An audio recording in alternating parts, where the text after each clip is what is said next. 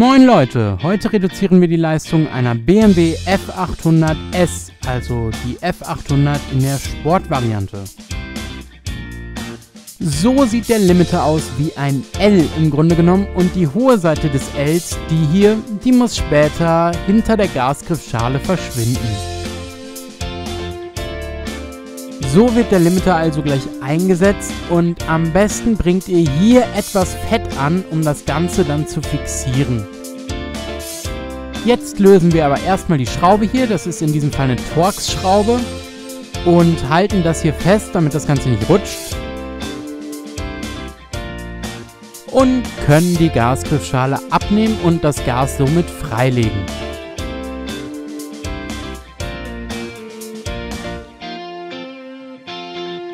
Jetzt können wir endlich fix die Drossel genau hier einsetzen und die Leistungsreduzierung ist auch schon vorgenommen.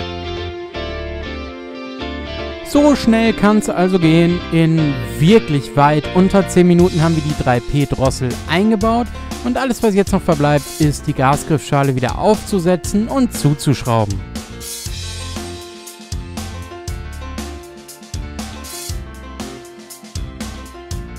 Auch das bekommen wir hin und jetzt überprüfen wir noch schnell, ob das Gas auch wirklich freigängig ist, auch ein bisschen reduziert. Dafür sorgt die Drossel und damit sind wir auch schon fertig. Hier ist das Teilegutachten, das klemmt ihr euch unter den Arm, fahrt zum TÜV oder zu der DEKRA oder irgendeiner anderen Prüfstelle und lasst den ganzen Kram zu. In diesem Sinne, viel Spaß beim Fahren und always ride safe!